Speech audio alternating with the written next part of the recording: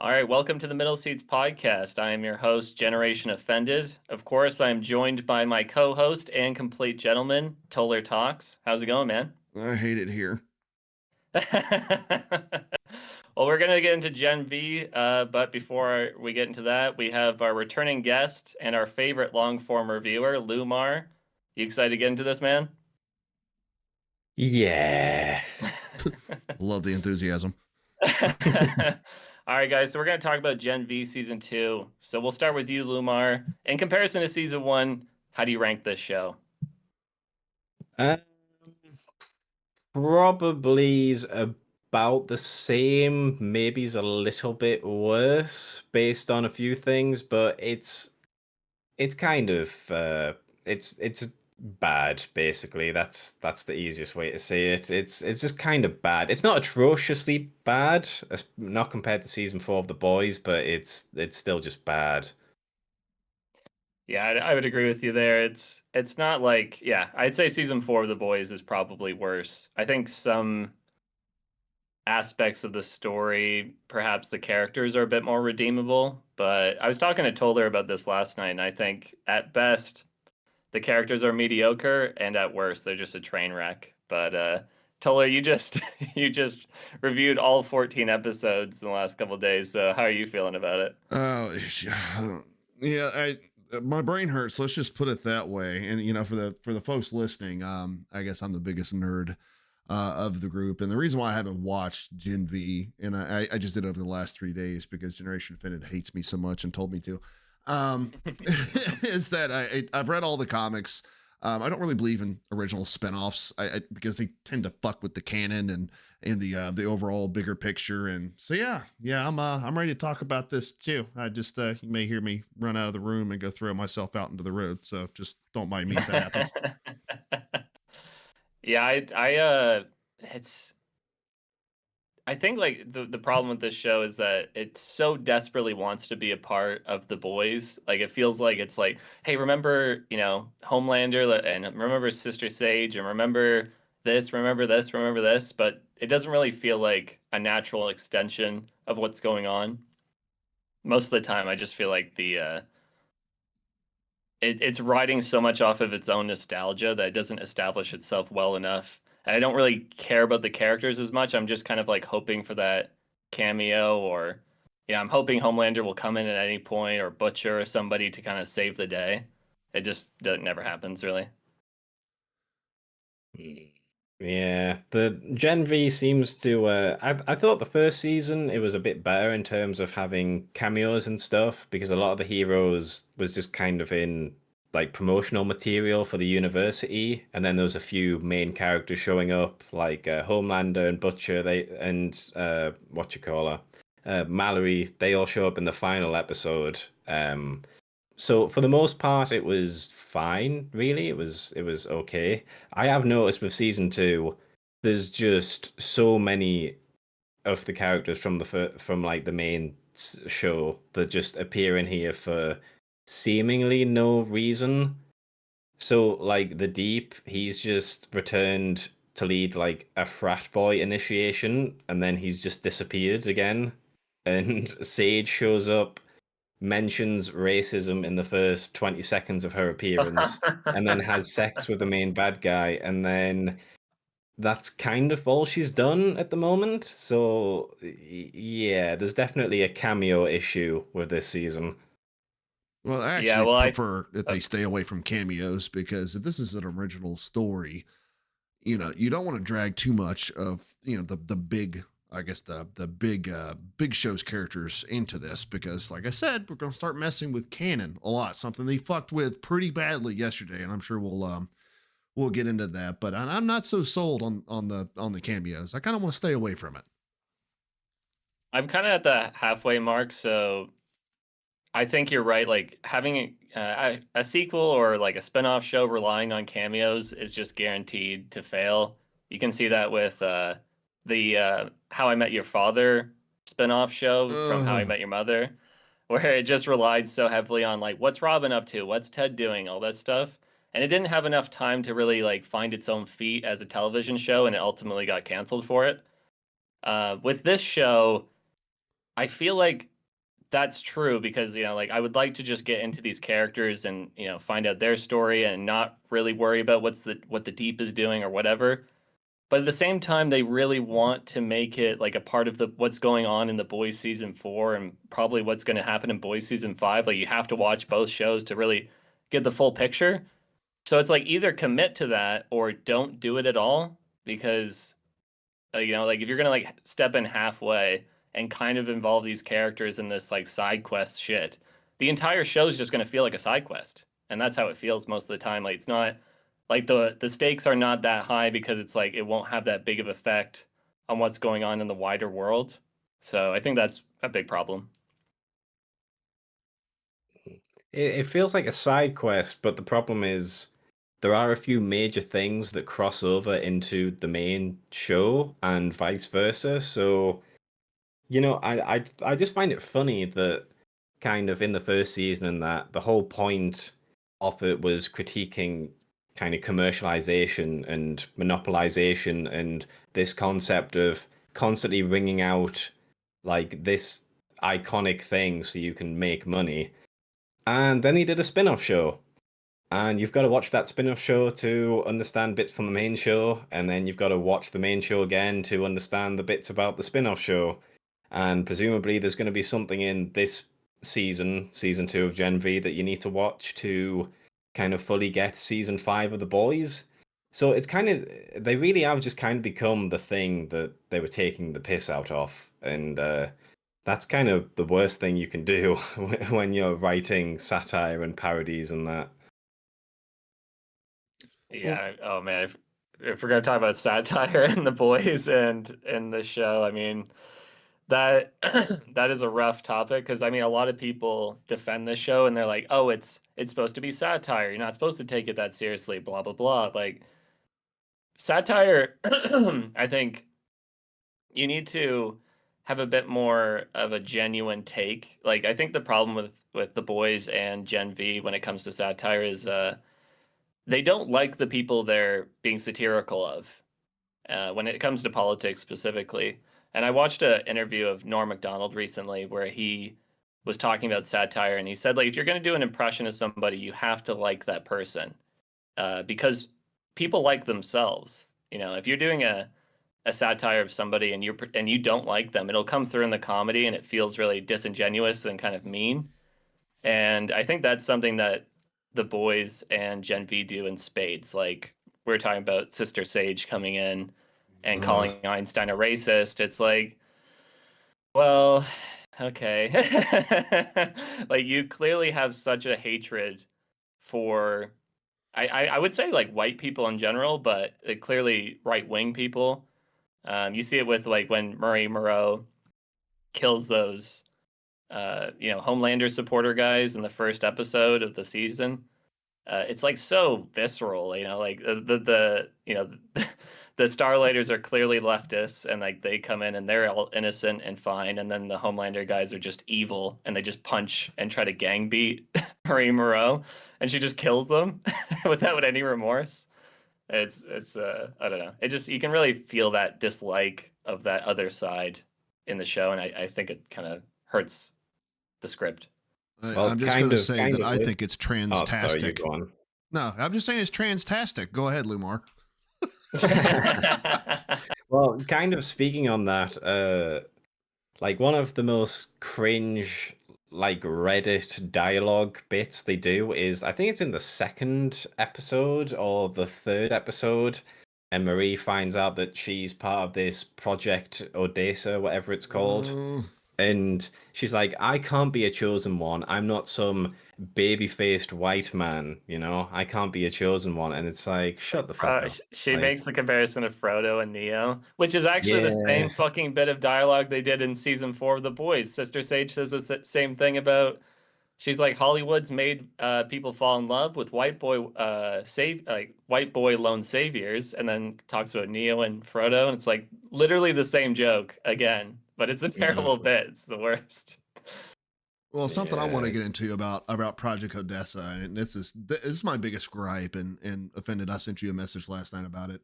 As being someone who's read all the comics, they took this character Marie.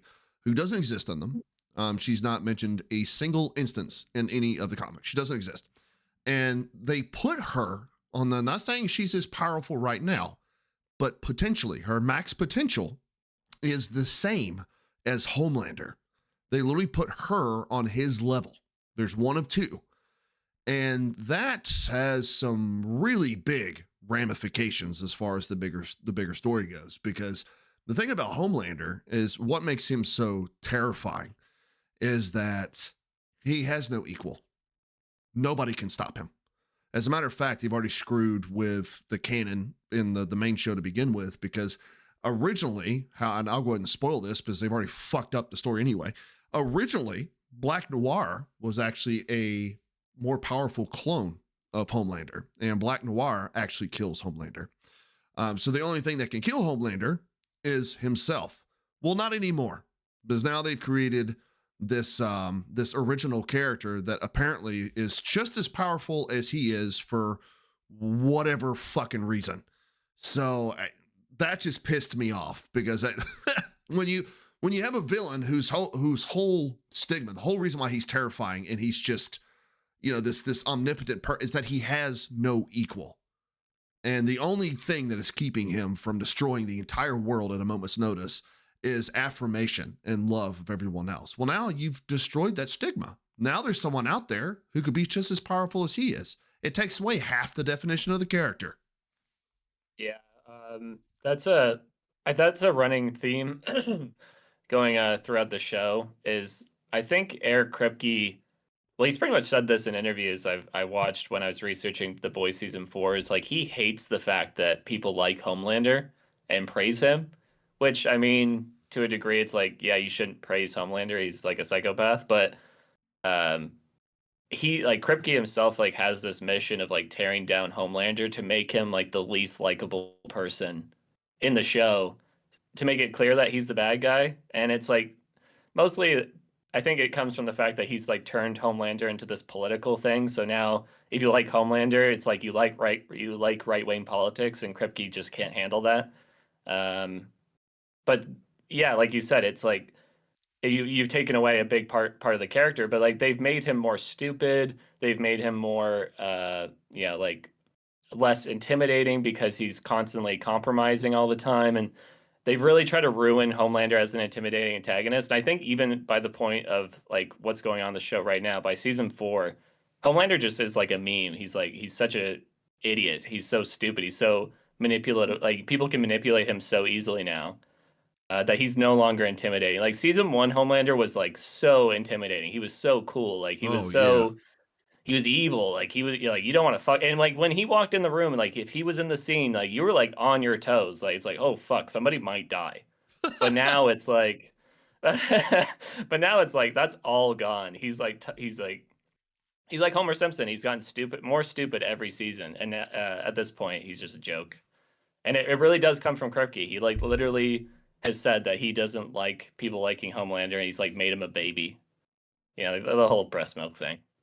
Yeah, I'm in the middle of doing my The Boys season 4 review, and just the contrast between season 4 Homelander and season 1 Homelander is just staggering. I mean, season 1 Homelander, he wouldn't need Sage to help him run, because season 1 Homelander, yeah, he could be a bit emotional, and he could be a bit lazy when it comes to managing things. Like with the plane crash sequence, he was just lazy. That's why the plane crashed, because he just decided to use his laser vision instead of just punching the dude.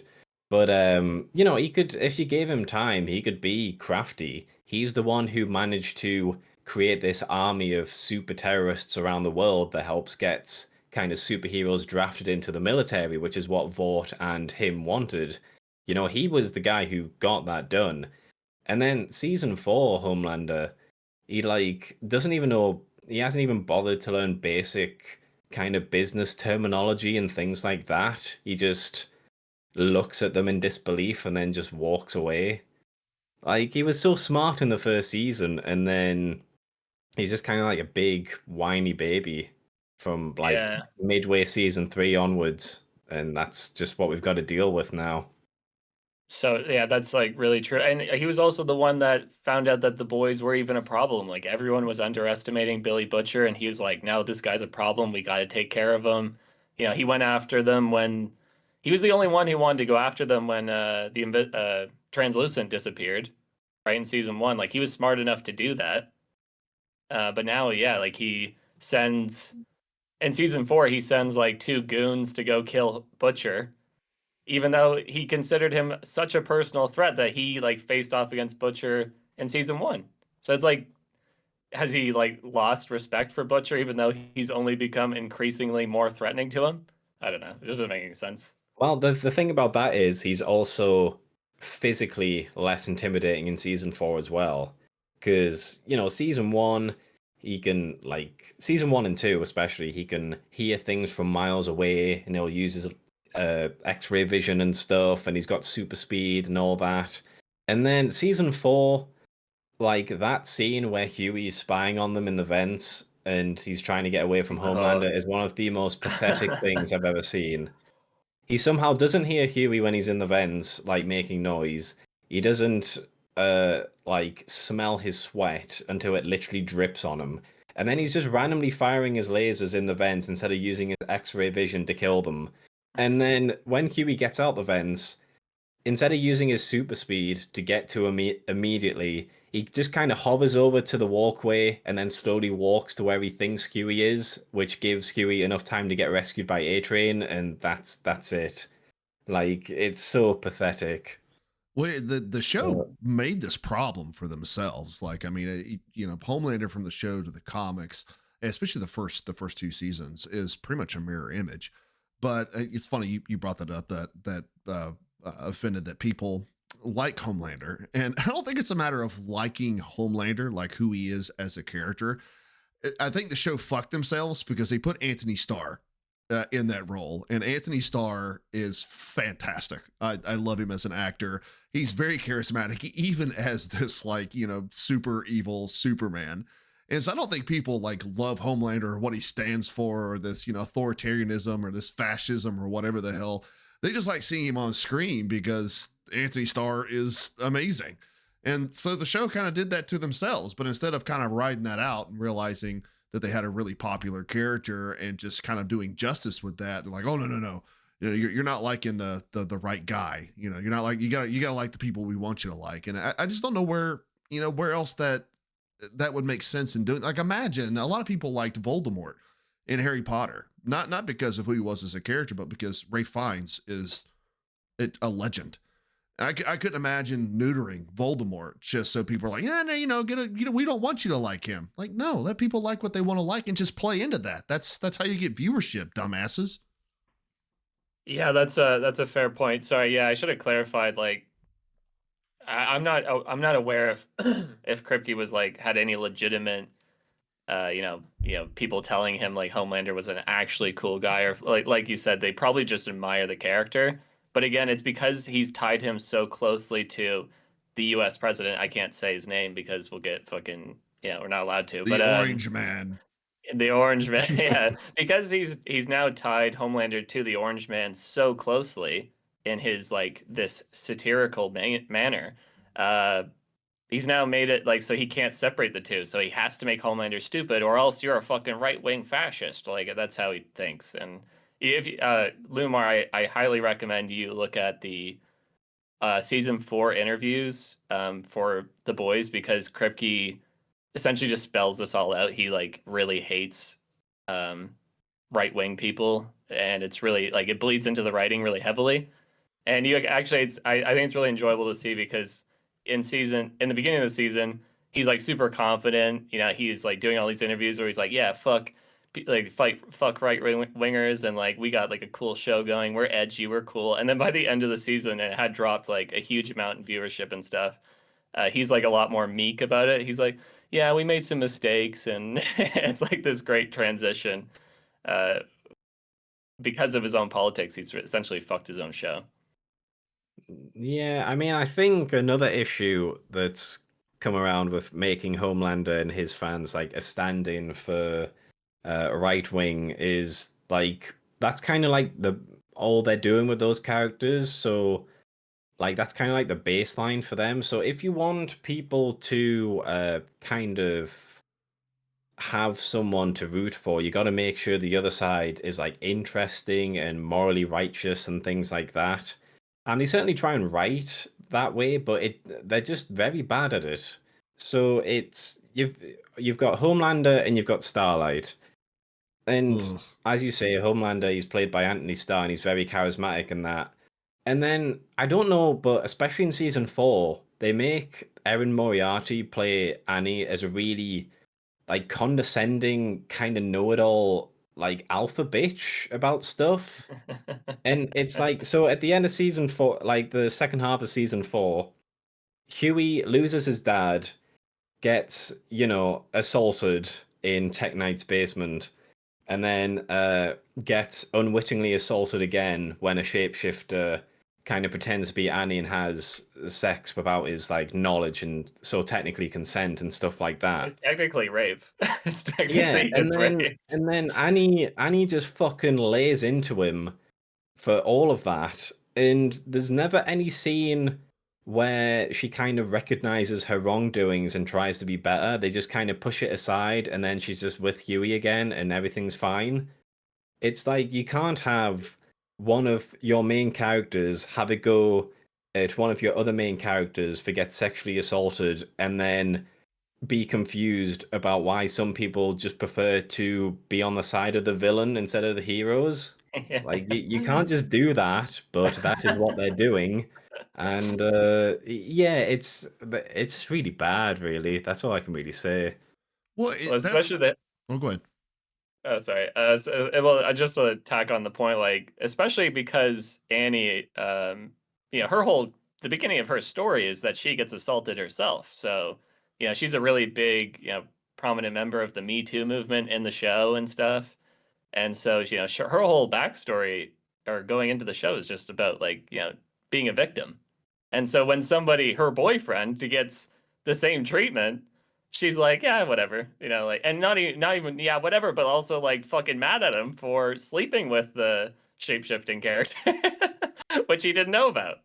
So it's super hypocritical. It makes her, like you said, an alpha bitch. But Toller, go ahead. Yeah, so I mean, we're talking about charismatic characters and charismatic actors and actresses. I mean, for me, I'll watch just about anything as long as I'm rewarded with some kind of good performance. For God's sakes, I just watched all of Alien Earth, and that sucked. But at least I can say, hey, Babu Cisse as Moro, he was great to fucking watch. At least I can say that.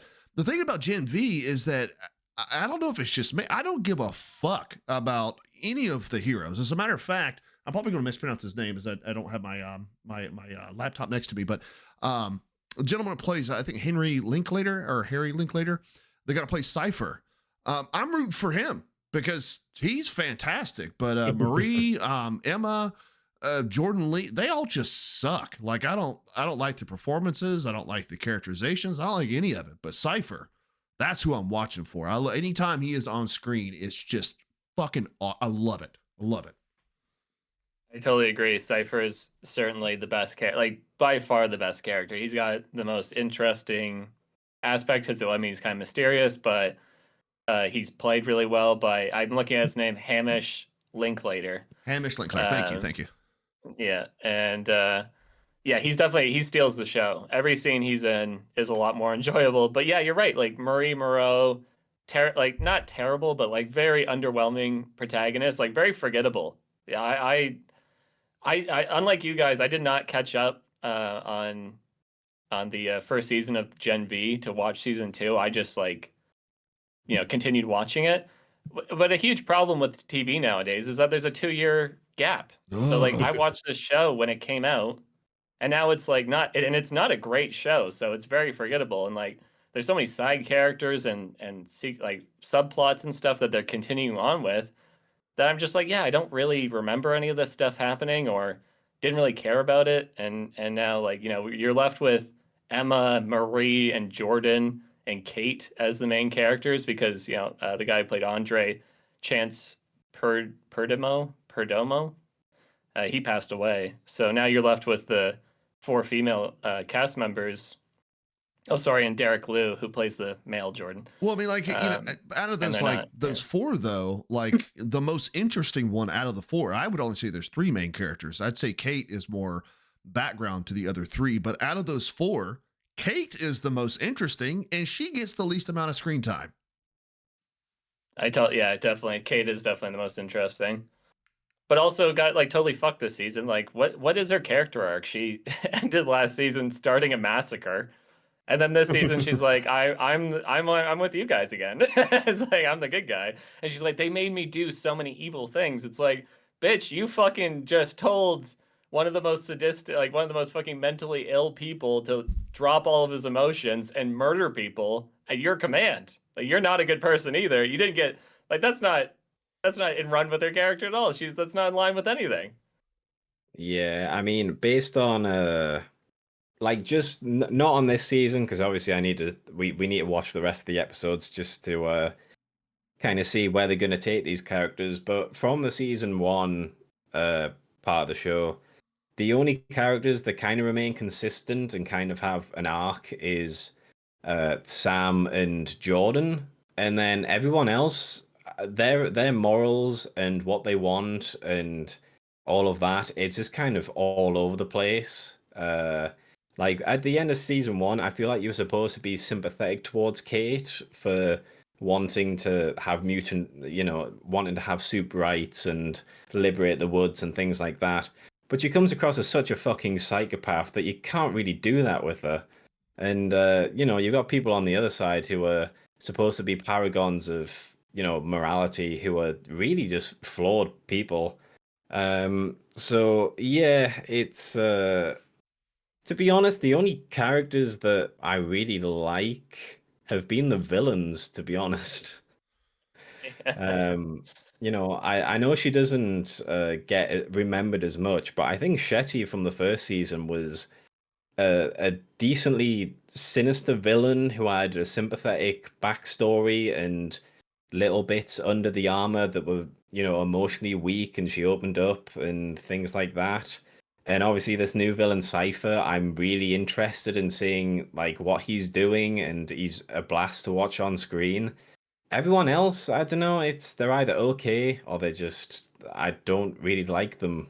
So Well, let me not a great piggyback off that start. real quick because you brought up Sam, and so it's something that I'm seeing with the show. And again, I'm new to it. Started just 3 days ago and piled right through 14 episodes. But something I've noticed in this season is that it's falling victim to something we're seeing in quite a few shows nowadays, and that the main plot is stupid, filled with very unlikable characters, and obviously they're choosing to focus on the main characters and the main plot because they're the main thing, right? But the thing about Gen V, this season two here, is that they have a bunch of really good, like, side stories and arcs that are playing second fiddle to the main story. And I don't give a fuck about the main story. I want to know about the arcs. Like you brought up Sam. You know what about that generational or that genetic mental illness that gets passed down? How does that affect someone who's a soup? Or we're talking about polarity, him having seizures and how that fucks with his powers as a soup, and kind of causes him to go off the edge and have big explosions, et cetera, et cetera. All those things are kind of explored in passing when they're actually a really interesting thing I want to know more about.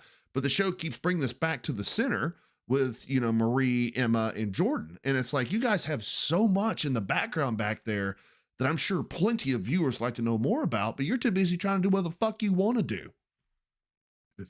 Yeah, I actually so to focus in on Sam since we're talking about him, as much as I agree with you guys that I last episode, not the newest one, but the one before where he goes home and sees his family. I Mhm. actually thought that was a really necessary like emotional core to the show.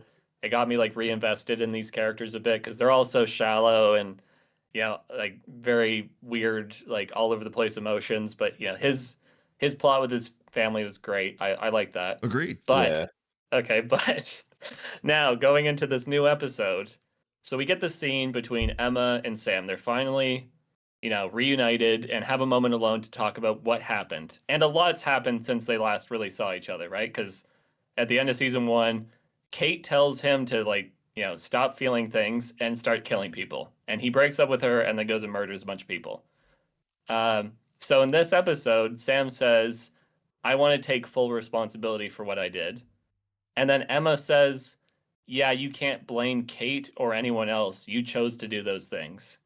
And I just want to be like, what the fuck? Like, no, he didn't. He literally did not. He got brainwashed. Like, that's the whole thing.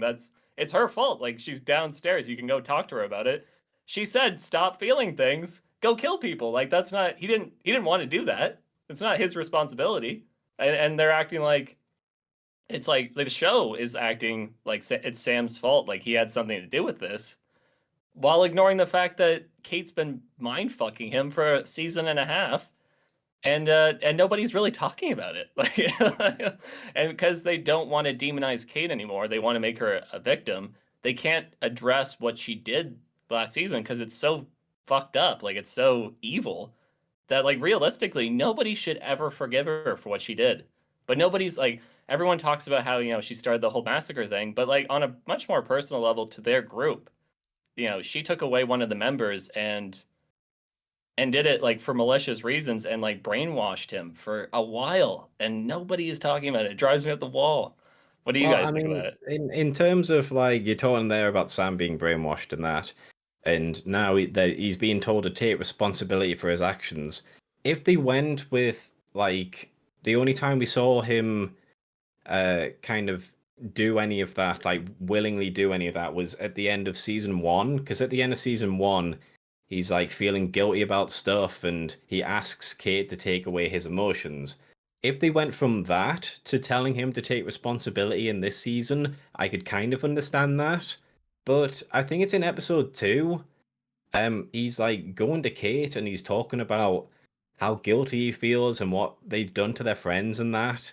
And then Kate just fucking, yeah, she just tells him to feel nothing. And then, like, he didn't ask for it then. Like, there might have been several times since the end of season 1 until now where he's wanted to kind of repent and take responsibility that's been taken away from him. So, yeah, like you say, he's not really asked for this, but it's the kind of lesson that he's been, like, that's been pushed on him because that's what they decided to write, apparently.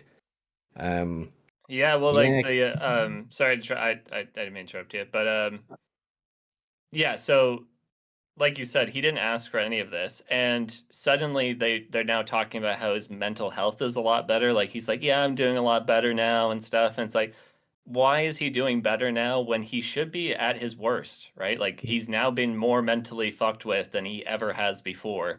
Why is he suddenly like fine? Yeah, oh, like why because is he just okay now? it's because he had that one scene with Jordan where they smoked weed together, and that just cured all of his mental illness. And yeah, now he has to take responsibility. Well, the magic of marijuana. Oh my god. Yeah, I I, don't don't- I know. don't, I don't have anything to add to that. To me, it's just it's so confusing just seeing all these like cool characterizations and all these cool side stories, and then just not To really be honest, I knew focusing this on it. season was gonna be pretty fucking stupid when the opening scene is presumably some extremely smart, very intellectual individuals who are working at Vought, and for some reason they decide the best way to test a unstable, unknown version of the compound V is to inject themselves while they all stand in a circle in the middle of the lab. Because that's what normal scientists do, isn't it? When they've got an Yeah. unstable compound, inject it into themselves in a uncontained like area, just to But see for Lumar, shits and giggles. did you know that Einstein's a racist? That's- No. Look, and that's something else I want to bring up too. And I mean, the boys has always had quite a bit of shock value. That's been part of the whole spiel, even in the comics. But bro, like how many cocks do I have to see? How many like dude buttholes do I have to see in this fucking show? Like it like. Or they just Oh having man. sex in front of not so Freddy Krueger there in the there whatever that facility vault fucking thing. And like it seems like this season of the show has ramped up the vulgarity in a senseless way, just like to max. Like it just doesn't even Yeah, make I mean, sense. They've been doing this for a while now. I mean, season 3, that was when they did the Hero Gasm episode and they started hyping up about, oh, we didn't think we'd be able to get away with doing this and showing this and all of that stuff. And then, I don't know, every single season since then, they've said the exact same thing, and it basically just boils down to here's a dick and we make some poop jokes.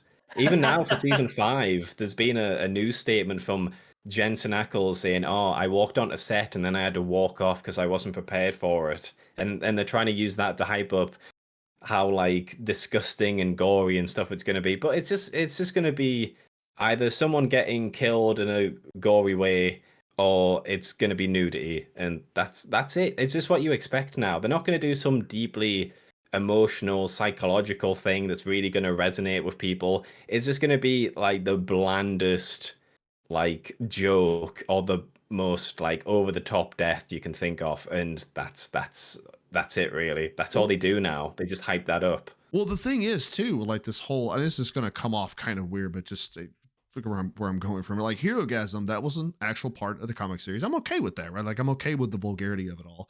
But like I said, it almost seems like nonsenseless. Like what is it? Episode 5, I believe it is. I can't remember the name of the character. It's all kind of a blur now. But they walk into a guy's locker room and there's just stuff flopping around everywhere. And I'm like, what is fucking And the thing is, that's only going in one direction. By the way, I don't know if you knew that or not. There is It is all exclusively male nudity, all of it. Mm-hmm. And I'm like, Mhm. look, if you're gonna make me watch this shit, and I gotta see a bunch of bits and bobs flopping around, pay me, show me some tits or something every once in a while. You know what I'm saying? And we almost got a scene in there with Lizzie Broadway or Emma. You know, she gets too big or whatever. And I'm like, like I just find it weird that when you're including stuff like that, how come it's only going in one direction? Almost like they're trying to, put the men on full display because they're afraid to with women, because then they'll be, accused of objectifying women or being misogynistic or whatever the hell. It just seems like the show is really trying to toe that line of being what's the word I'm looking for? Almost offensive, but not. I think you just fucking hit the nail on the head with that. I mean, I guess we should just talk a bit about the politics of the show a little bit more, because it's so clearly, like I said before, it's satire of one side. But then, like, yeah, they're totally willing to like put down white people, put down males, subjectify men, make a lot of gay sex, like a lot of male gay sex visible. But when it comes to the women and the female characters and the minorities, like they just leave them alone completely. And of course, like it's we're not. It's very common nowadays to see this kind of shit, but um, it's getting tiresome, and I think like they've definitely like they're at the end of the rope with this stuff, right? Like the woke era, so-called woke era, is like ending in Hollywood.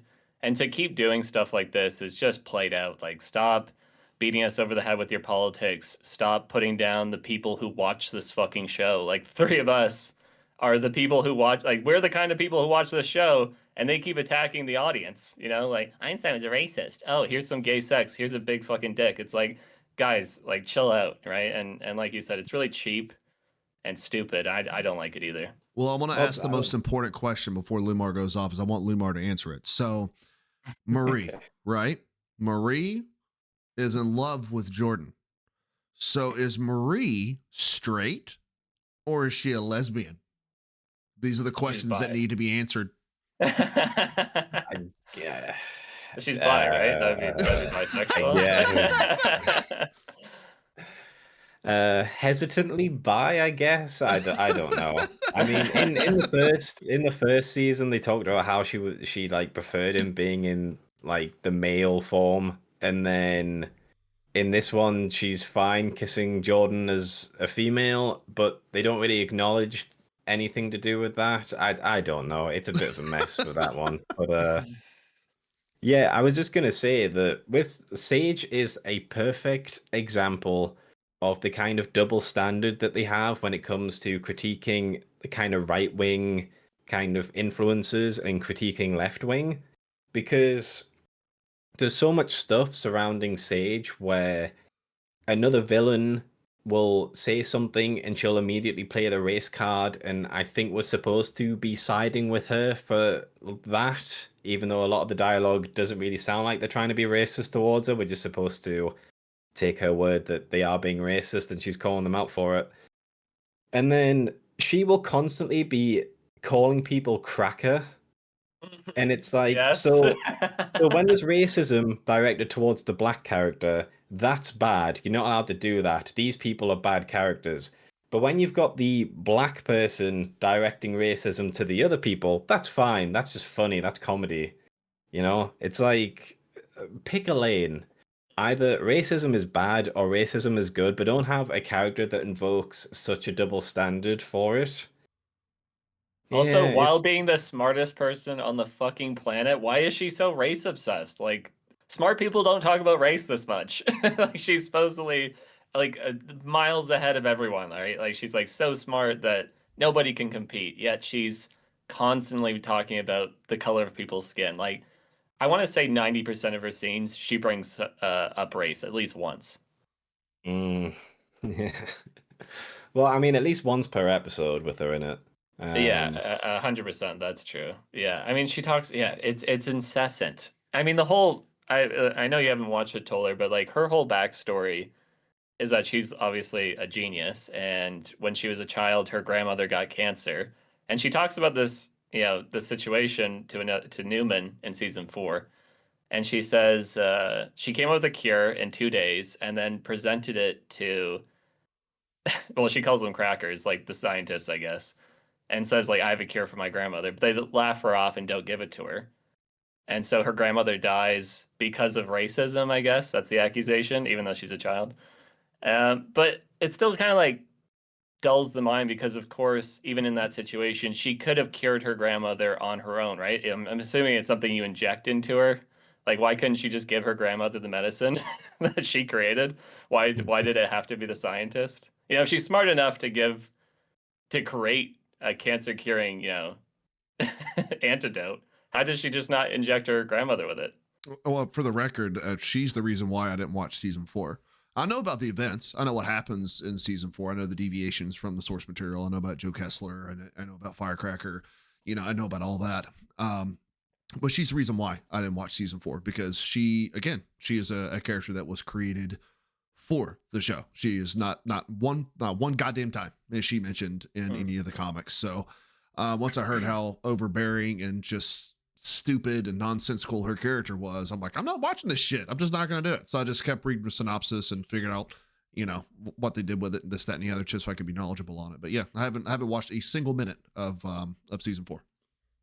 Yeah, well, she is definitely, I think, probably one of the worst written characters I've ever seen. It's just incessantly mean spirited, bad humor, bad observations all the way through. Like the Einstein thing, man. Like that was just what the fuck was even the point of that? Like he's like, fucking Cypher's listening to Mozart, and he's like, oh well, Einstein said it was like really, peaceful to listen to, and she's like, oh, he's a racist. And it's like, what? Probably so was like guarantee you Mozart was probably a racist too.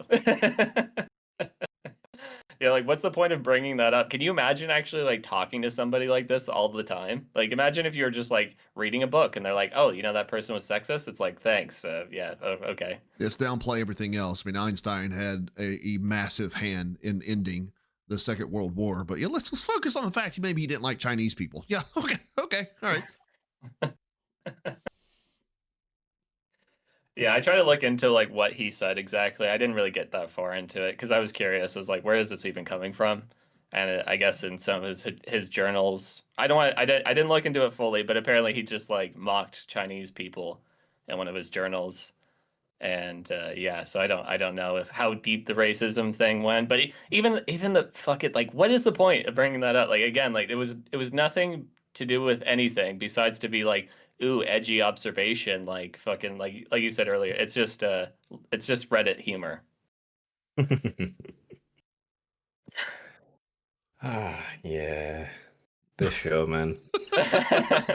Well, we'll move on to a new like let's talk about the new episode that just came out because I did. Have you watched it, Lumar, or is it just me and Toller? I've watched it. I mean, I kind of rushed it, so but I might misremember some things. So, Well, Well, but I remember. I'm happy to talk Well, about it. yeah, I remember something very vividly. How the fuck can she bring people back from the dead? I mean, just point blank. How? Like, I understand that, I like her power. She's essentially Scarlet from Mortal Kombat. She has the ability to shapeshift and use blood and all that. That's really cool. I actually, of the three main characters, I like Marie the best. But excuse me. When did the whole like being Jesus? When did that become a thing? How did you get that power? They don't explain it at all. She just brings her sister back to life, and they're like, okay, oh no, anyway, last week, and just move on. And I'm like, excuse me. yeah, yeah. Well, how about the fact that her sister is just the worst as well? Like the dialogue between Marie this episode and her sister Annabeth. I don't know if you remember her name because fucking Marie just can't stop saying Annabeth every line of dialogue. She's like Annabeth. Oh my god, like it's brutal. She's just the worst character. It's like you resurrected me. I don't owe you anything. Blah blah blah. It's just like the melodrama in the show makes it so hard to watch. Like I don't like they go back and forth so quickly. Like at the beginning of the episode, of course, Annabeth hates Marie, but at the end, she's reminiscing about their sister, like their childhood together.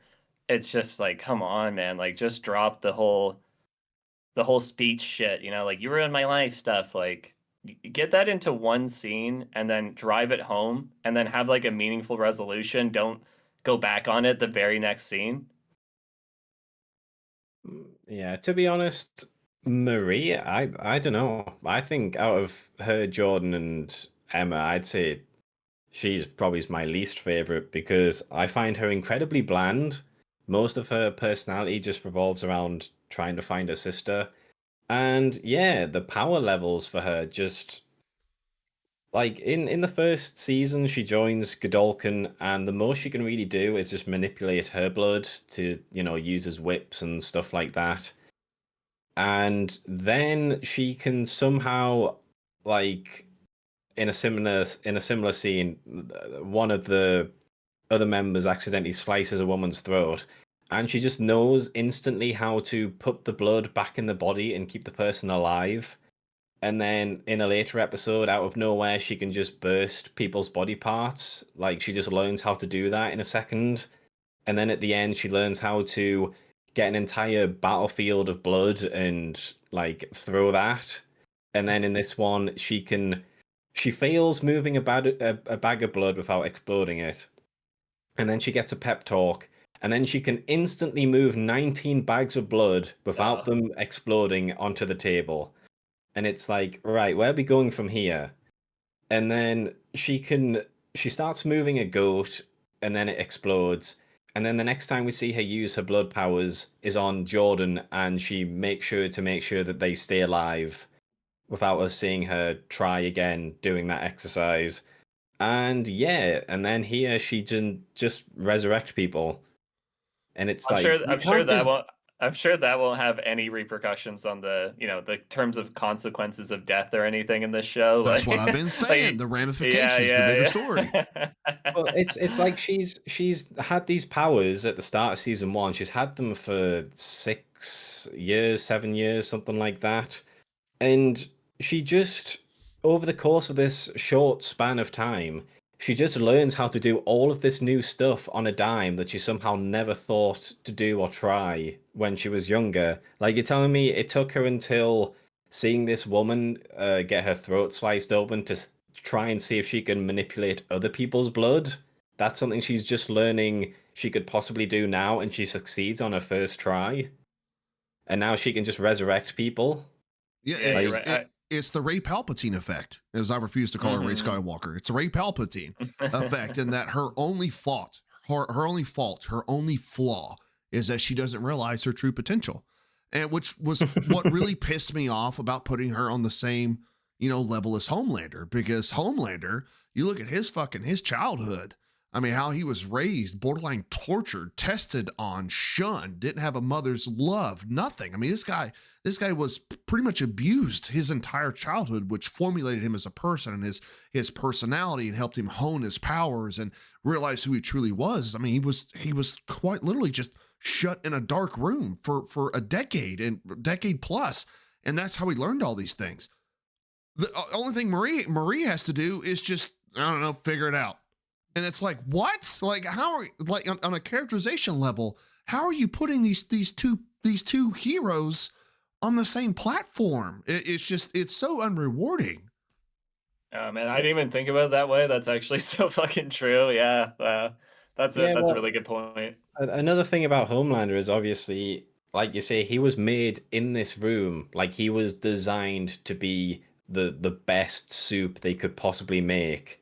And then now there's all we know from Marie is that she was infused with Compound V as in like IVF experiment, and then she just had a basically normal childhood where she was never pushed to do anything.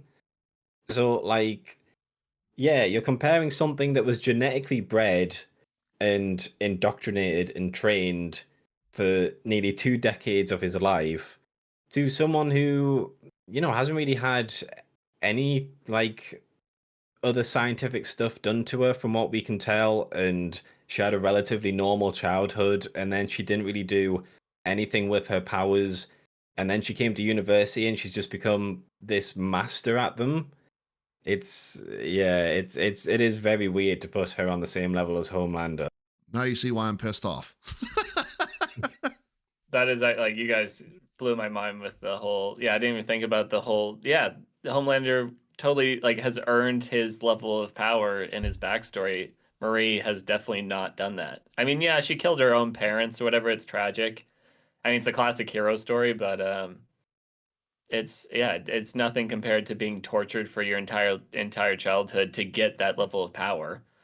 Yeah, Yeah, what like a yeah. I'm fine with Soups, like it being discovered that Cypher, he tries to break down the science behind their powers and finds ways to make them further push their powers and learn their full potential. I do think that's an interesting idea, but so far, especially in terms of Marie, who is kind of the main protagonist who we follow, the only things we've seen happen is that he'll tell her to do something, she'll fail on the first time, and then he'll give her a pep talk, and then she can just do it.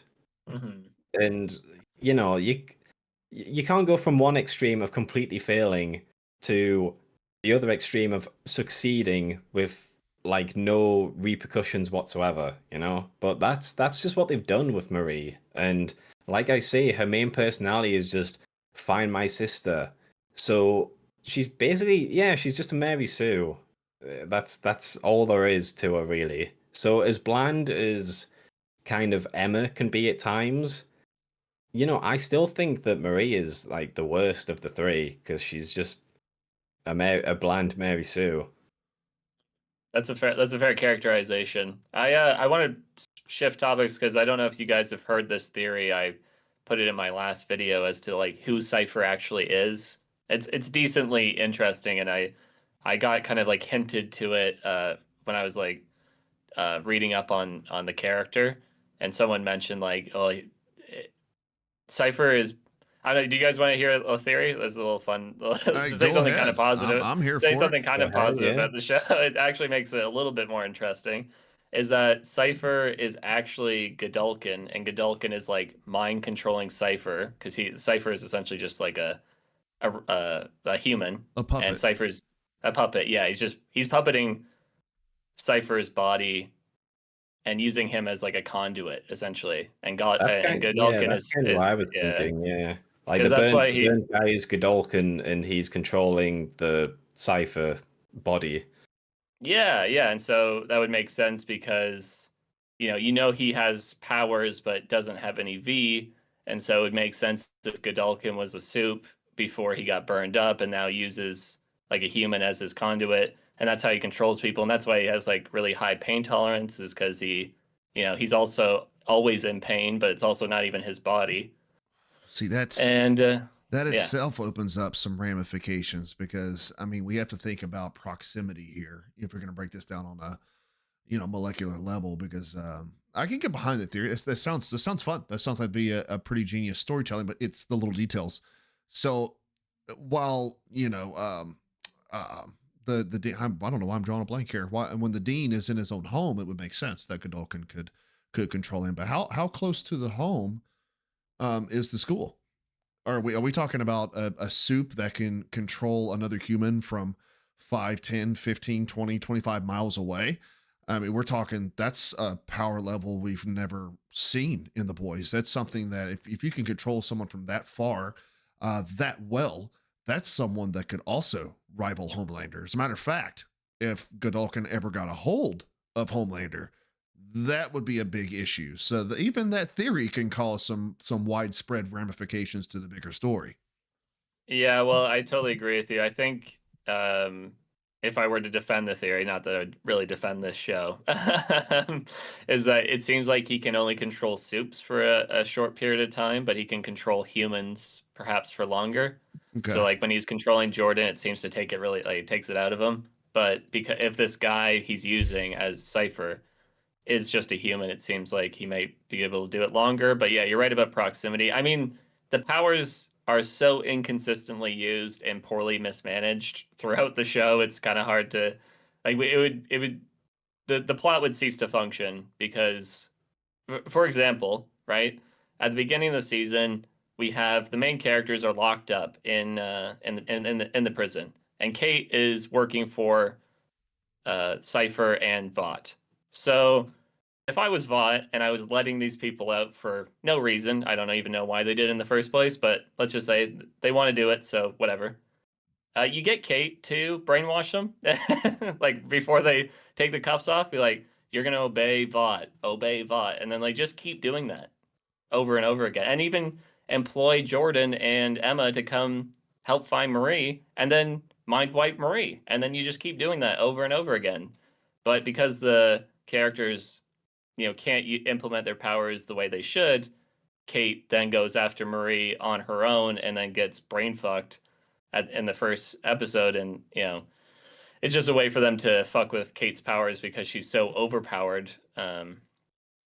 That like implementing her in the show is really difficult for them, I imagine. But yeah, it The doesn't make any sense really. the physical powers of them, like in their durability, is also just something that completely took me out of the first episode.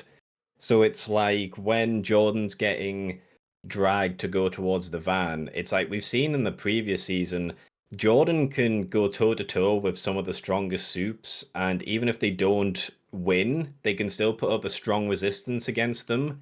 And then here, Jordan gets bodied by like 3 guards, like regular human guards, and then gets put in the van.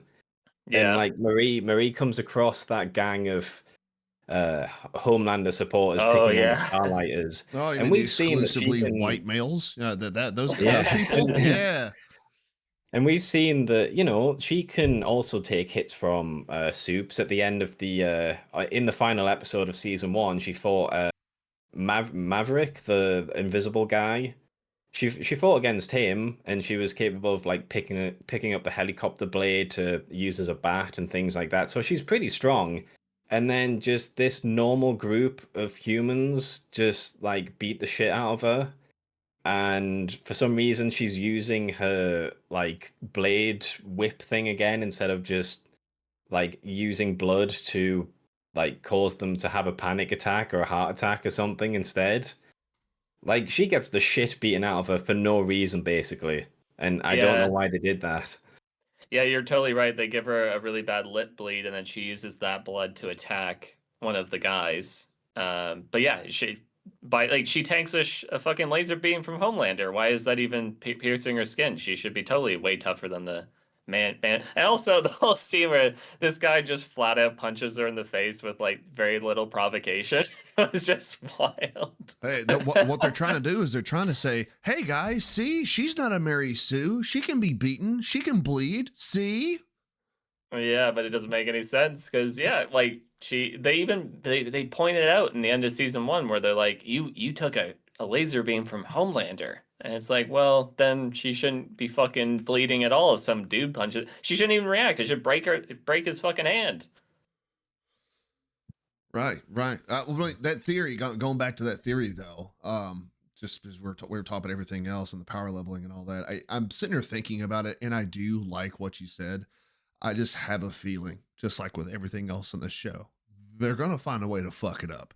And that sounds like something really groundbreaking. It sounds like I love the Saw films, big horror fan. And those Saw films are notorious for those amazing twists at the end. So I love me a good twist. But I just have a feeling they're going to find a way to fuck that up, and again, it's going to screw with the bigger picture. There's no way something like that couldn't. So whatever, I guess. Yeah, I mean, it won't say like it is like more or less a cool twist that probably will happen. It's the only explanation I can really think of that makes any sense. However, I think they have already fucked it up on like with Cypher as a character. He's supposed to be a genius, smart guy who's outwitting them all the time, but he's constantly made to look like an idiot. Like, like this last episode, he's really upset that Marie and the crew escaped from prison, even though he clearly let them escape. Like he let them out of the cells pretty much by lowering the guards, not turning on the alarms, and so Marie could find her sister with her neck slit. Like that was all to shock her into doing this resurrection thing, right? But then he's like completely surprised that they escape when he put like six guards up against them. Like why first of all, if you're gonna do that kind of fucking shtick, like if you're gonna like do this really elaborate plan where everything has to work out properly, then definitely have some like army of guards surrounding the entire facility, or just outside the hallway, where they can quickly come in and just like take her down after she's done the thing you want her to do. But instead they like, yeah, we'll put six guys up against her, and then they escape, and then Cypher's really surprised and upset about it. It's like, of course they did, of course they escaped. Well, I think the reason why he's supposed to be upset is I think everything goes to plan from his perspective until right at the end when Sam breaks through the wall and they get out. But again, you've just pointed out another kind of flaw. Like there should be guards surrounding this. There should have been like some sort of commotion before Sam burst through the wall. Like it's not like there's a street and then he just goes off the street into the wall. Like this is a vault facility. We've seen in the past that they'll just be like in the middle of nowhere, surrounded by nothing, and there's like several different walls that people have to get through in order to reach into the main facility. So I don't know. I think that's kind of like uh they do this a lot with vault facilities where they're incredibly easy to break into for some reason. Like in season 2, fucking Butcher manages to find Becca because he goes over the wall with a rope, and Yeah, right. yeah, Yeah, so I that, think yeah. that's supposed to be the flaw that happened with his plan. But again, there should be guards on the outside watching Sam approach, and they should have taken action against him, but they didn't. And then he got the wall open for them. So in the end, it's still his fault that things didn't go to plan because he didn't bother to take any action against Sam. But Well, yeah, to I build don't off know. to build off of that though, like so Sam as a like as a person is a very valuable asset to Vought, right? Like he's super strong. He's almost as strong as his brother, and he was supposed to be like the new Homelander, right? So Cypher is fully aware that Kate has lost her powers. And they're also aware that Sam is her like dummy kid, right? Like she just tells him what to do. He's a zombie. So Cypher knows that Kate's no longer in control of him, and then doesn't take the time to like, try to take over that responsibility. Doesn't try to like take Sam under his wing, or try to like track him at least as to what he's doing. Because this guy's a loose cannon. He's a fucking danger. He murdered so many people, and he's also like again a huge investment for the company, and is a total fucking hitman for them. Why are they not like, hey, we know where Sam is all the time? They should have been totally aware of what he was doing. And on top of that, with the facility, they talk about constantly how it was difficult to break out of it. Like the entire fucking thing with Andre is about how he died. But like you said, like it was just down the hallway from where Andre died was like the way out. It was just a wall to separating them. They didn't even need Marie to come and save them. I mean, like, yeah, apparently Sam was like there to save the day, but like, Jordan could have broken through that wall easy peasy. That's just Mhm. it's a brick wall. Like you said, Jordan's a really strong character. So it really all does just really fall apart. And again, they really built up this prison to be the worst thing ever, and it was like really not like difficult to break out of at all. Like, why isn't there guards chasing them down the street? How did they get in a car and drive away in this like big van without anybody tracking them? Why isn't there superheroes watching the fucking prison? Like, don't you think that would be kind of like one of the things they would have guarding the place would be other supes? Like, there's only one deterrent for superheroes, it's other superheroes. Offended. This is now the second show in a row that you and I have watched where the security for these companies are fucking retarded. Do we even get started on Alien Earth? Dude, Alien Earth security is the worst security in the fucking universe. It makes bot security look amazing in comparison, but oh man, like, I can't even. No, just don't even talk about it. Just, Yeah, good laugh there. Yeah. Okay, I'll bring up this one thing because we'll tell Loomar about it because it's crazy. So in the finale of Alien Earth, there's the main character who is a Mary Sue like to a T. She can do anything. And one of her main abilities is that she can control technology with her mind, like any computer. She's fucking Megan. She's Megan. And so Right. they lock this main character. They've captured her, right? They lock her in a cell that is controlled by computers. And they know that she has this power fully. And they don't put any guards around the fucking thing. Like, it's just like she's in this room with her also like super powerful hybrid buddies who are like android super soldiers, right? So they're in this like this computer controlled facility and she just opens it. Like, it doesn't like there's no yeah, it's just it's it's like what the fuck. Yeah. Anyway, that was just my bet. I could not get over that when I watched it. Anyway, we'll Lumar, go back to Gen you V. missed out, man. I was losing my fucking mind over that show. God, I would have loved to hear what you had to say. I might binge watch it. You never know. If you hate yourself enough, go ahead. Yeah, I mean, if you put out, I mean, how long are your season reviews of The Boys? Like, they're like over an hour, right? Almost two, maybe. I was listening to the other day was 2 hours. Yeah, Yeah, season 4 is going to be at least 3. I'm telling you that now. At least 3. Well, you could if you did Alien Earth, you could definitely have like a 5-hour review of that show. It is horrible. I was cutting out some. I've done 45 minutes now, with my new video coming out, and I cut out some. I just gave one example for everything, but if you like sat there and like did scene by scene, which I know you like to do, extrapolate on it, it is insane how bad it is. It's just constant. There's not one good thing about it.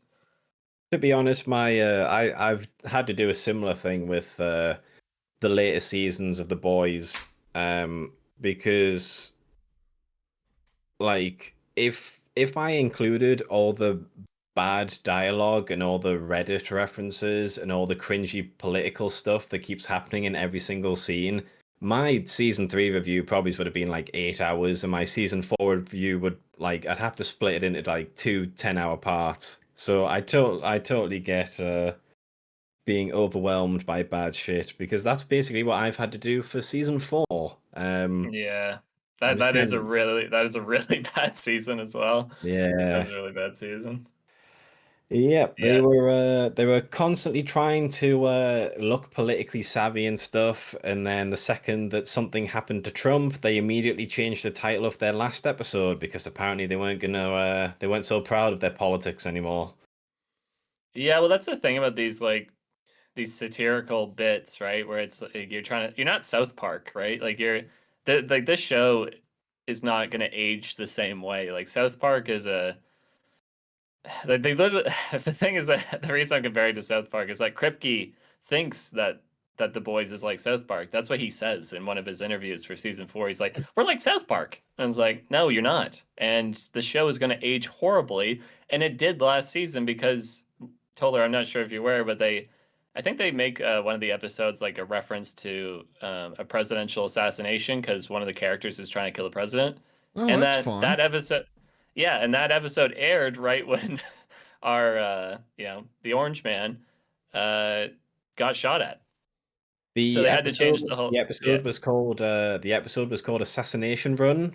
And There then you a go. few hours before it came out, it was renamed to season 4 finale because they were very happy to spout their politics, but when some violence actually happened, because they keep vocalizing, inciting violence, they immediately folded and changed the name. So Yeah, I think that's the big sigh for me as well comes from the fact that this is so ironic, is the fact that they are like, these people are tearing our country apart and we're going to depict them in the most vile manner, right? Like they're just fascists.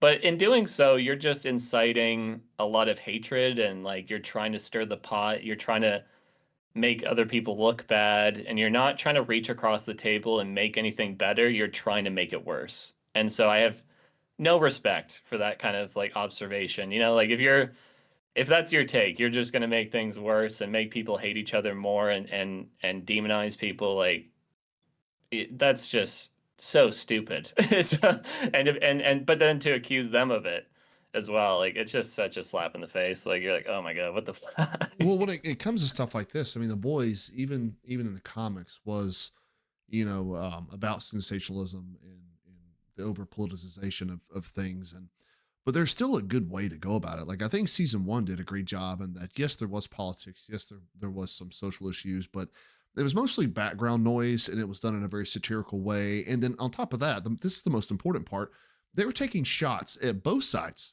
which is important Mhm. because you want to remain impartial. You want to try to stay in the middle ground as much as humanly possible. But then, even in season three, I didn't watch, season four, like I said, but I've heard things. But even in season three, you can tell that it was heavily leaning in one direction, and that stuff wasn't really background anymore. It was more the central focus. And especially in the trying times that we're in right now, it's like one of those things. Just read the fucking room, man. Just read the room. That's going to polarize people even more. It's going to divide people even more, and you don't want your show caught in the crossfire because, hello, everybody wants to make some money, and you're not going to make money if you ain't got viewership. So it's just we're seeing more of that. I mean, one battle after another. I don't know if either one of you guys have seen it. I don't think you have, but my review of it was highly controversial by my standards. And people were coming out of the woodwork from Twitter and Reddit, and in that film, it was about immigration riots in ICE. And it's like, hello, we have riots going on right now in Portland, Chicago. The riots that were in LA just happened in June. Hello, like, what do you think was going to happen here? Like, you can expect your viewers to be somewhat adult and understand, comprehend, maybe laugh at some political satire, but it has to be satire. It can't be the central focus of your fucking story. And that's happening with everything, including the boys in Gen V. Yeah, that's so true. That is yeah, again, well said. I think um like going back to that whole thing with Norm Macdonald, like when you do satire, you can't hate the person you're doing satire of. It just comes off as really mean and it's not funny when you're trying to be mean. It just comes off as like rude and kind of gross.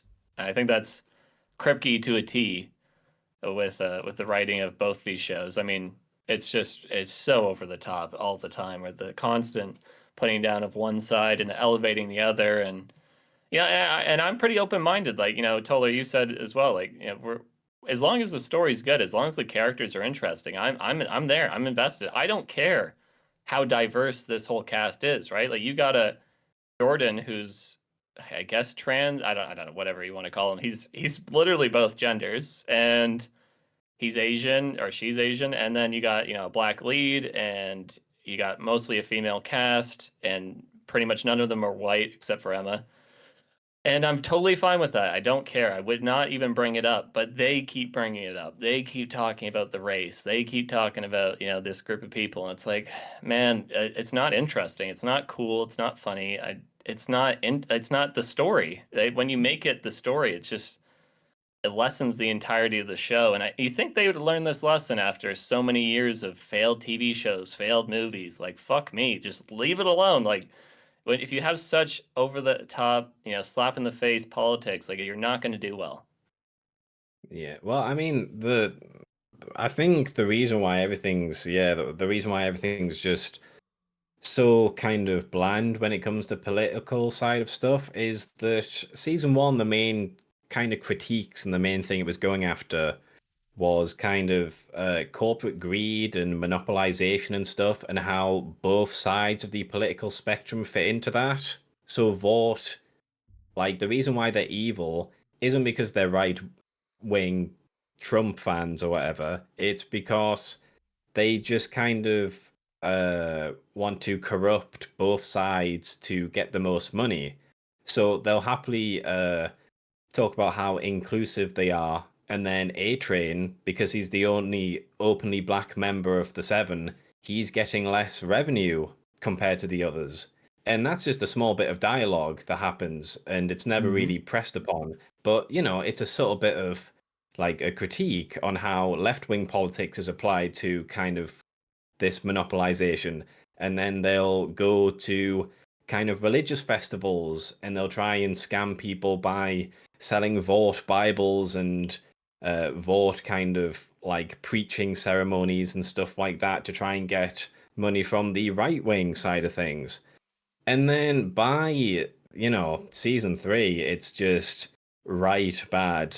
And that's kind of all it is. It's very surface level. It's kind of lost the thing that, you know, they had a vehicle for the politics, and now they've lost the vehicle and it's just the politics, and that's just so bland way of telling stories, you know.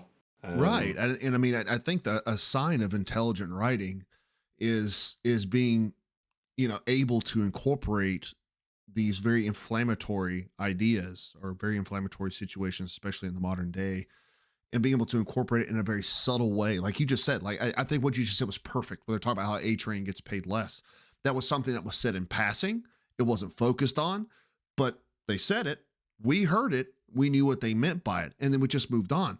Whereas nowadays, they have to take the fucking club out of the closet and beat the fuck out of you with it in order to get their message across. It's not intelligent writing. It's lazy. You can still make the point that you need to make and keep things in the background instead of making it the central focus. People are not going to enjoy that.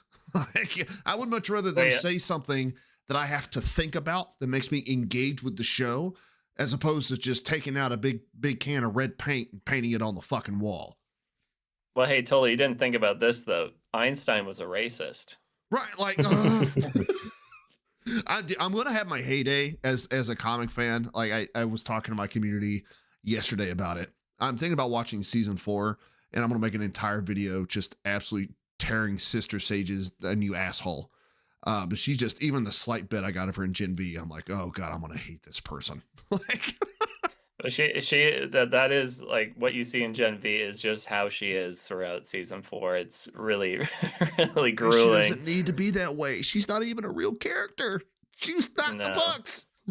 Well, she's not even smart. Is the best part about it is that she's like supposed to be this genius character, and she's just not even intelligent, even a little bit. Her plan makes no sense. What she does makes no sense half the time. There's a scene where in season 4 she's got Kimiko, Frenchie, I think it's Mother's Milk, and maybe Huey. She's got them dead to rights. Like she's literally got guns on them. She's like execute them, and then she walks away before anything happens. And then of course the main characters escape. But it's like a fucking Bond villain. And of course you could say, it's all part of her grand plan or whatever, but like really, like yeah, we nerds don't like when you fuck with the canon, when you fuck with the source material, and it's like that's tripled when the character's fucking stupid. So that's why that's why I said I stayed away from season 4 the moment I heard about her, and I'm like, no, I'm just not gonna do it. But I'm tempted now after this conversation. Dude, it's really funny because again, going back, I just have these like Krepke interviews printed on my brain here, where he was talking about how they made Sister Sage, and he's like, it's funny because like we thought like we'd make the smartest character in the world, but like what trope is that? So we'll make her a black woman, and you know what we found out? Writing really smart characters is really hard, and it's like, yeah, I imagine it is. Yeah, exactly. It's like fucking yeah. You're telling me, Krepke. Uh, Oh, let's see. I got some other notes here for this last episode because fuck. This whole okay. So going back to when the Viking comes in to fight the gang, and he's trying to capture Marie right in the library. So that fight was okay. I think the fights in general in the show are pretty low budget. Like you're gonna see some pretty mediocre, like, oh, punch through a bookcase, and then we're supposed to be like super strong, but we can barely punch through a wall. Anyway, I don't think the power measures up to the actual fights when it comes to it. But what did you guys think of the Viking fight, especially when the little girl came in? I thought that was just weird and really misplaced, but it really took me out of it. What did you guys think of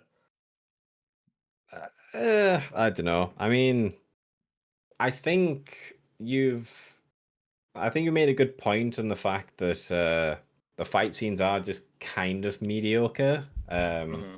But to be honest, I still think I prefer these fight scenes over some of the ones in The Boys. Because here, I think they're competent at least. I think a lot of the ones in The Boys are just like extremely poorly put together.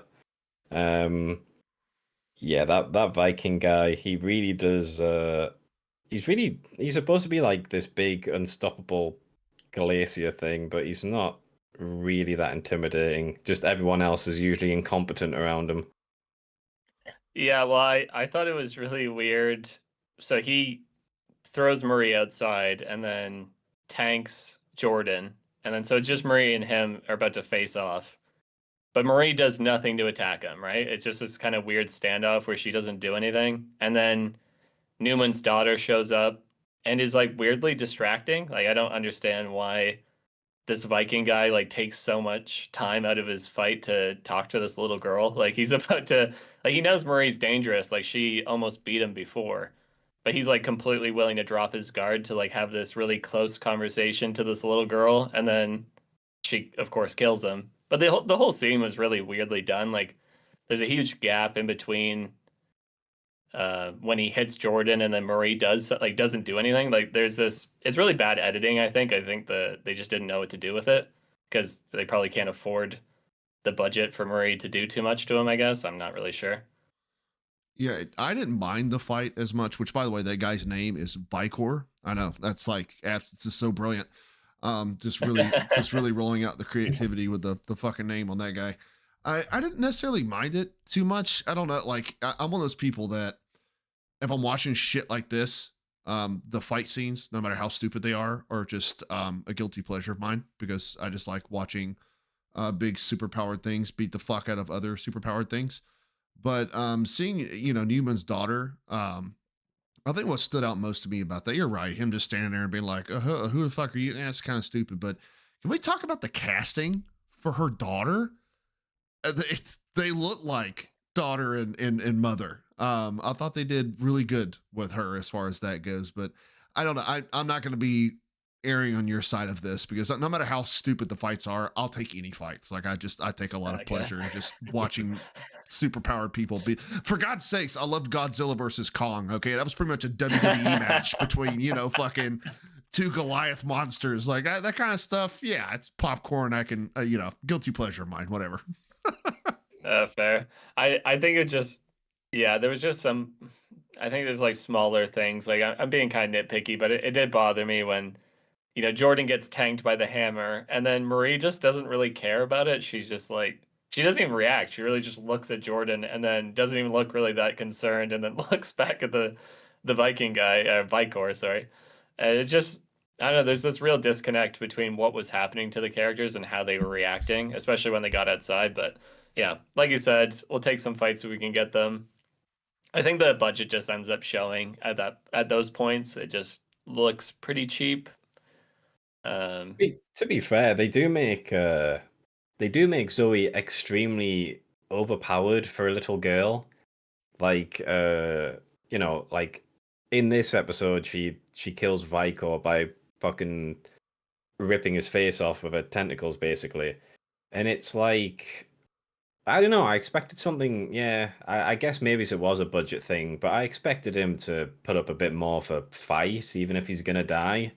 And they do something similar with in the first episode of season 4, where Kimiko, she's shown herself to be extremely kind of durable, very fast. She's got good reflexes and stuff.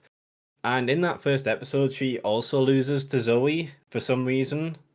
Like, you know, Kimiko is supposed to be kind of, like a fast character, and somehow she loses an arm to Zoe because she's too slow to dodge her mouth tentacle things. And yeah, I don't know. They really like having Zoe win fights for some reason against characters who you'd think would put up a bit more of a fight, but I don't know. Maybe in this case it is a budget reason, and they just wanted to quickly introduce Stan as quickly as possible. Well, wait a second here. So again, I haven't seen season 4. I know most of the story beats, but did you just say that Zoe, that little girl from yesterday's episode, attacked my lady Karen Fukuhara?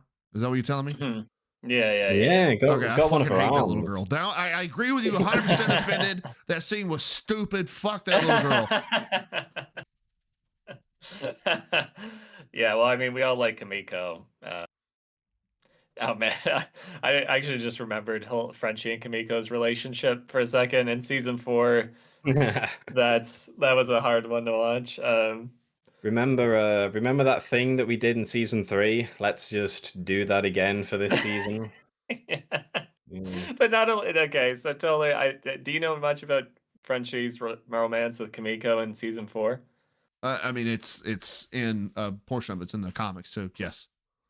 Okay, so this part I don't think is because it's ridiculous, but maybe you picked up on it, Loomar. But so at the beginning of season 4, Frenchie is dating a guy. Yes, heard about that. Yep. It is established that he's bisexual, so fine, whatever. I'm not mad about that. But it turns out that he's dating this guy, and they met through whatever, the Alcoholics Anonymous. And it also turns out that Frenchie murdered this guy's family when this guy was a kid. And Frenchie feels bad about it and tries to help him out because he's a drug addict, because Frenchie killed his family. Anyway, he falls in love with this guy, I guess, and they end up sleeping together and like starting a romance. And the entire time, Frenchie knows what he's done to this guy. It's not like it's not unknown to him. And so the entire time, Frenchie feels really guilty because he used to be an assassin. And it's like, the same character arc he went through in season 3, like you said, Loomar. And so he ends up feeling so guilty, he tells the guy after he's had sex with him, after they've fallen in love with each other, he's like, I killed your family. It was me.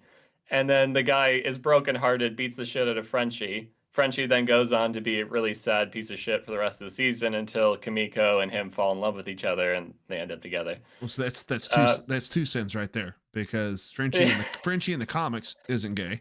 Kimiko and Frenchie do have like a relationship in the comics, but it's more like a platonic, like really, I can see it kind of be like a friends with benefits thing. It's not explicitly, gone into detail or anything, but it's very platonic. A very loving friendship. So they managed to fuck up 2 things there. That's great. Cool. Awesome. Well, okay, so my biggest beef is that they've essentially made Frenchie a psychopath because he fucking grooms this guy that he's ruined the life of. And then when he, finally gets him to the most trusting point, when they're at their most intimate, he reveals the worst thing he could reveal, which is that he murdered the guy's family, thus probably ruining his life a second time because this guy's probably going to fall back into drug addiction and not be able to trust anybody again, and it makes Frenchie this horrible piece of shit, and I could never look at the character the same way again because he's actually just the worst. That's kind of what I meant before about we kind of like Homelander because at least we know who he is and what his morals are. These are supposed to be the good guys. And you've got a guy who killed someone's family and then met him later and decided to fucking shag him and make him fall in love with him, and then revealed it all to him when they were at their closest, and he finally learned love and shit like that. Yeah. That is fucking sadistic, really. But why on earth, when you've murdered someone's family, do you think, yeah, I'll have sex with them. Why not? even for Frenchie, like I Yeah, feel like that's like I know he's a very sexual person and he kind of tries to do that to cope with emotions and grief and stuff. I feel like even he should have the common sense to realize that is not something he should be doing, but he does it anyways because that's what yeah, the writers wanted him to do to keep him away from the main group. Yeah, yeah. we're And getting into Neil Druckmann levels of writing here. This is great. Kripke and Druckmann are two peas in a pod, really. Oh God. Yeah, this sadistic is the right. Like, can you even imagine? This guy isn't. Yeah, he's going to AA all the time. He's a drug addict, and then he's like, "Well, I finally met somebody, but it turns out he murdered my family." Like, you could never walk yourself back from that. That would be the most scarring thing ever. speaking of murder, how do we all feel about Andre being just killed off screen? Oh. Well, they sure like to talk about Andre dying a lot, and I'm not being unsympathetic to the actor. Like it is sad that the actor died, but I think it's how they Yeah. deliver it in the show drives me a little nuts. It's the same thing with how Marie just keeps saying Annabeth all the time. They have this very repetitive dialogue where they'll say the same line over and over again. And so with Andre, they keep saying in like pretty much this exact way, Andre's dead. And they just keep saying it like over Andre died. And it's like, yeah, okay. I know it's sad.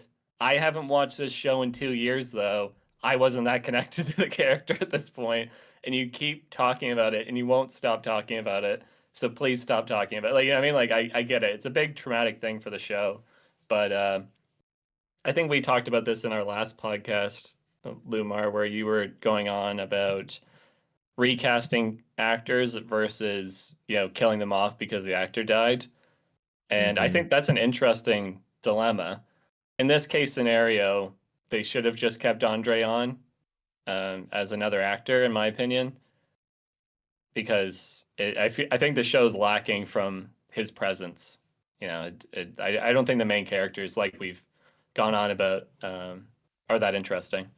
Well, Yeah, I would have preferred the recast for two main reasons. The first one being kind of what you've already mentioned, is that, these are just characters, and although it's a shame that the actor's dead, like if you kill off this character, any kind of potential that could have come from that is just gone.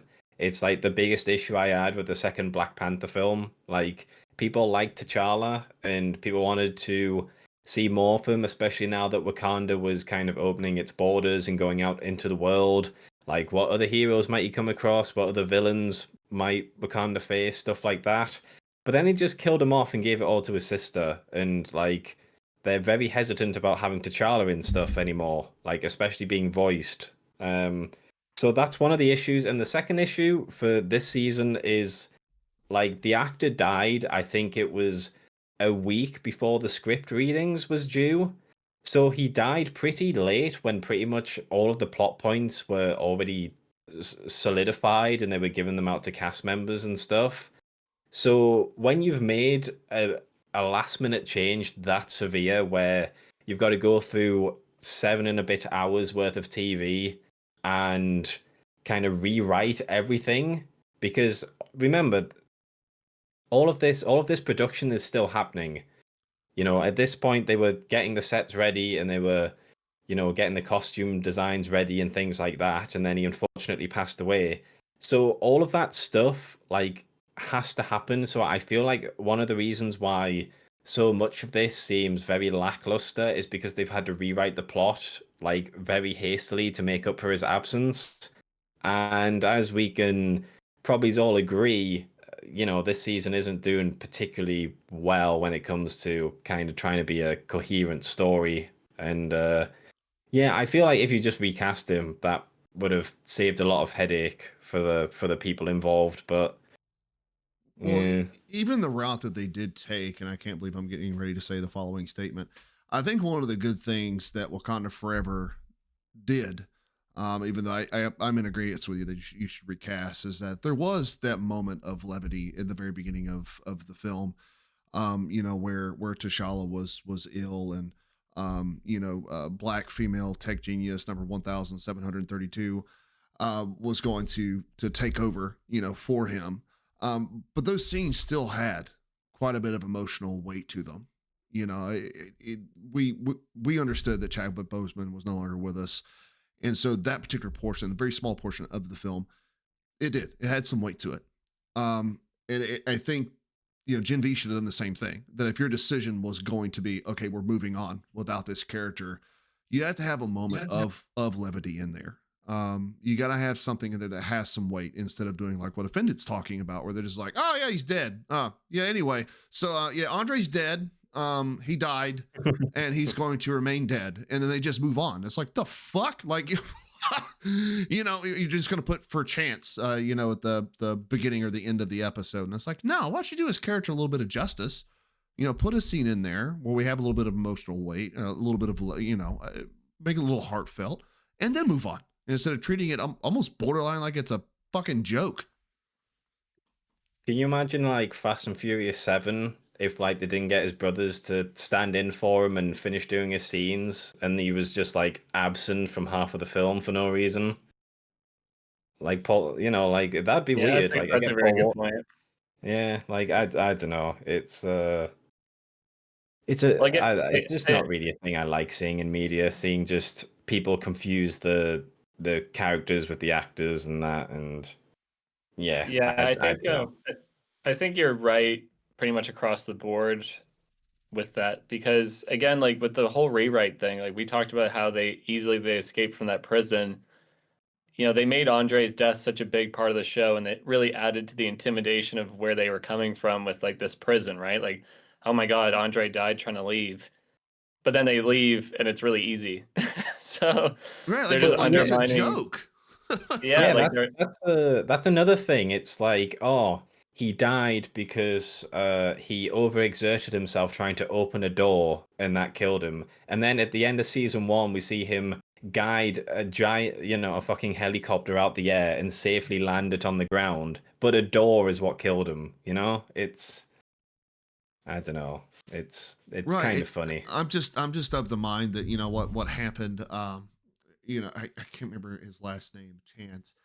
What happened to him, God rest his soul, and, may peace be with his family and all of that. But as far as the, the show goes, you can't just keep bringing it up and then coming up with a bunch of topsy-turvy writing bullshit by bringing it up. You should just, like I said, Wakanda Forever, one of the very few things that I did right was that beginning like 5 to 10 minute scene there where it was just enough to give us a taste to allow us, the viewer, to kind of come to the recognition. Okay, Chadwick Boseman is no longer in here. He's gone. And then they move on for it. They from it. They lay it to rest. They have their piece. They do a salute, and then they move on. Gen V doesn't do that. It's constantly used in the show, and like we're talking about now, almost in a joking manner, because then they just keep negating themselves along the way. Yeah, that is a really good point as well. Yeah, that's really true. Yeah, they just keep bringing it up. It just adds to the melodrama of the season. Like Sam's mental health is cured with a bong hit, with Jordan reminiscing about Andre and the brother, I think.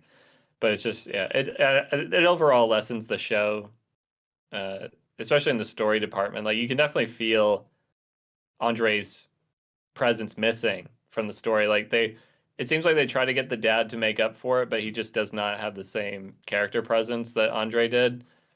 And yeah, like you said, Loomar, the actor and the character are different. Maybe in some case scenarios, maybe like in a subjective way, like a character is and the actor are really intertwined. But I think like the go-to thing, especially if an actor dies, you got to recast, and it's not great. Like I don't like recasting, like especially when it's hard to disconnect the actor from the character, like especially if it's like season to season. But Andre wasn't like a huge character in media. He's not like this like gargantuan character that's irreplaceable because the actor is gone. It's like it was a shitty TV show that came out 2 years ago. You could have replaced the actor, and I probably wouldn't have known if I didn't know. If he hadn't died, if it wasn't big news, if he had just left the show, I probably wouldn't have known. Well, I just couldn't imagine being his family, right? Because I'm assuming his family is still wanting to watch the show and support the project that he was involved in. And offended just for this exercise. Do you have a brother or sister? No.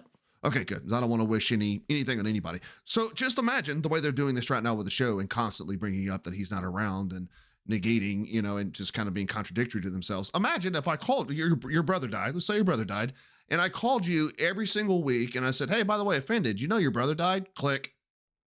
That's pretty much what they're doing in the show by constantly bringing up the fact that he's not there anymore and not moving on. So I can only assume how his family feels and constantly having to hear the name of his character and how it's entwined in the story. I'm sure that's got to be horrible. It must be also kind of weird as for the actors as well, because they got to keep talking about the death of this character, but they also know the guy who died. You know, what I mean, like they probably, it'd be kind of awkward, right? Like I imagine they probably were friends or knew each other well Right. enough, right? Like, and they're like, oh yeah, they keep talking about the death of this person, and I don't know. It's kind of strange. It's a hard, and I understand why, like the emotional aspect of it, like people don't want to disrespect the person behind the screen, behind the character, and they want to mourn that person, and I get that, but yeah, I think from an objective storytelling stance, especially with Gen V season 2, keeping Andre in the story would have only improved it. And I Mhm. didn't even know that the rewrites were so last minute, Lumar. That actually explains quite a That's bit. crazy. Oh, Hmm. Yeah.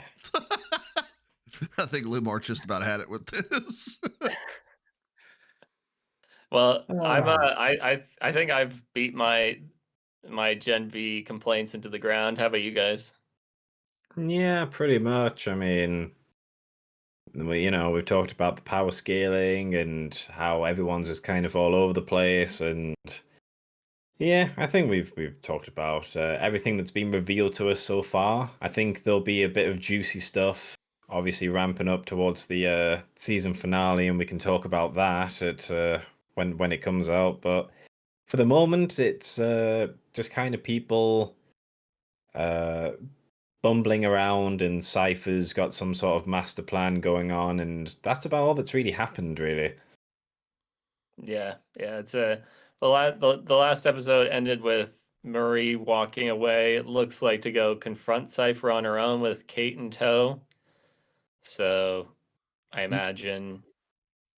Oh, yeah. sorry, Toller. Yeah, my end statement's pretty simple. Put Cypher on screen as much as humanly possible so I don't encourage myself to do violent things because this show sucks so bad. There we go. I think I doubled down on that end statement.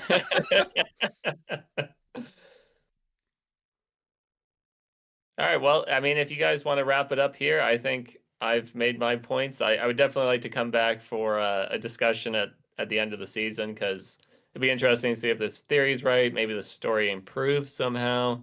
I don't think it will. I think it's going to maintain this kind of trajectory of mediocrity to really bad. But yeah, Well, I'm we'll see. We'll invested see. now. Thanks, you dick. Dude, I can never, I like it'll be a long time before Alien Earth is properly revenged on you. Get me to watch that show. Lumar, I think we should pull you into the depths with that one. I highly recommend it. I think it'd be fun to listen to you tear that apart.